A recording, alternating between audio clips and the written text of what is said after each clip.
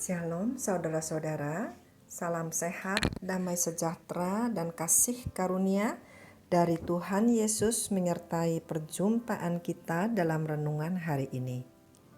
Saya ingin mengajak saudara-saudara untuk melihat kehidupan seorang yang bernama Saulus.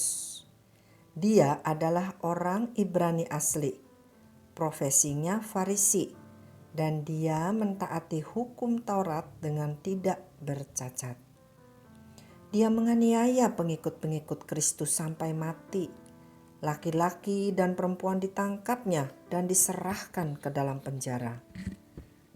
Saudara-saudara, pada suatu hari dalam perjalanannya ke Damsyik, yaitu dalam rencananya untuk menangkap pengikut-pengikut Kristus agar mereka bisa dihukum, terjadilah sesuatu yang dahsyat yang merubah seluruh hidupnya, yang tertulis dalam Kisah Rasul-Rasul 22 ayat 6 dan 7 sebagai berikut.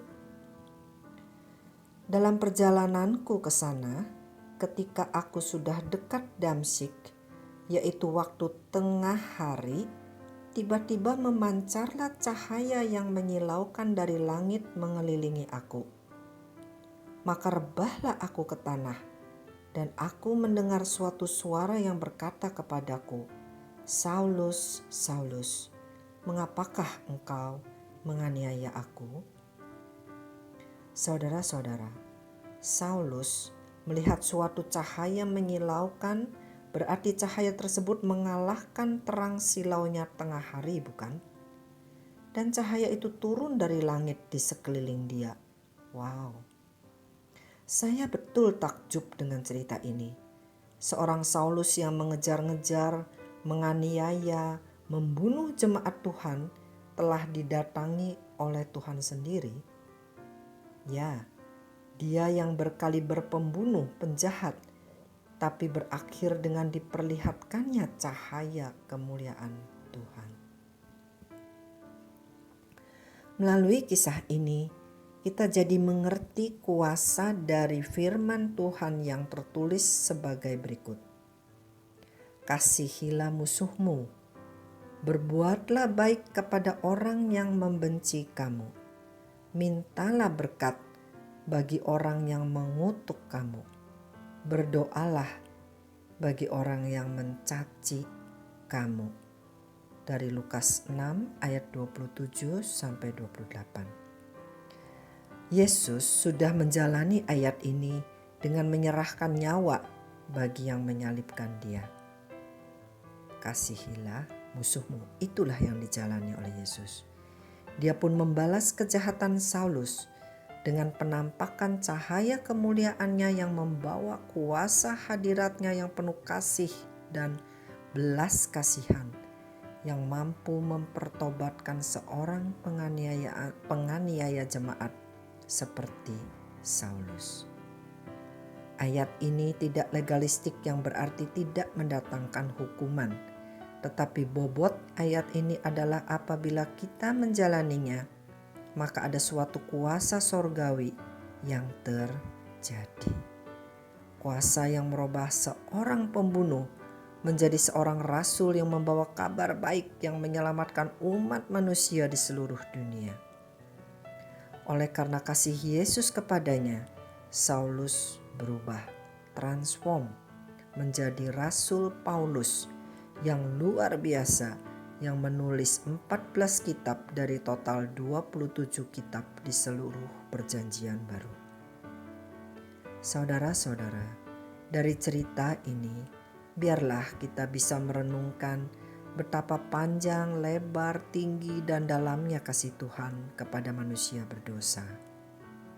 Paulus dalam kitab Roma menulis, "Oh, alangkah dalamnya kekayaan, hikmat, dan pengetahuan Allah. Sungguh tak terselidiki keputusan-keputusannya, dan sungguh tak terselami jalan-jalannya." Dari Roma 11 ayat 33.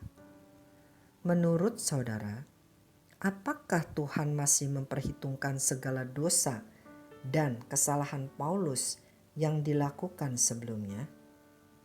Mari kita melihat dari kitab Ibrani 8 ayat 12. sebab aku akan menaruh belas kasihan kepada kesalahan mereka dan tidak lagi mengingat dosa-dosa mereka. Maka saudara-saudara, seperti Allah tidak mengingat dosa-dosa Paulus, Dia pun tidak mengingat dosa-dosa saudara dan saya. Dan apabila Tuhan sudah melupakan dosa-dosa saudara, mengapakah saudara masih mau terus mengingatnya? Apabila Tuhan sudah tidak mengingat dosa kesalahan pelanggaran yang dilakukan oleh suami, istri, anak, teman, kerabat-kerabat saudara, mengapa saudara masih menyimpan kesalahan mereka? Let it go. Lepaskan semua beban dosa yang membuat berat hidup saudara. Terimalah kelepasan, kelegaan yang Tuhan sudah taruh di dalam hati saudara-saudara. Ada tertulis, marilah kepadaku semua yang letih lesu dan berbeban berat, aku akan memberi kelegaan kepadamu. Matius 11 ayat 28. Amin. Mari kita berdoa. Terima kasih Tuhan atas firman-Mu pada hari ini. Terima kasih karena Engkau sudah tidak mengingat-ingat lagi semua dosa, kesalahan, dan pelanggaran-pelanggaran kami. Sekarang kami mau menikmati hidup dengan penuh kelegaan. Kami juga mau menanggalkan dan melepaskan semua beban-beban yang terasa berat akibat dari kesalahan-kesalahan teman, saudara, pasangan yang masih kami simpan. Kami mau let it go.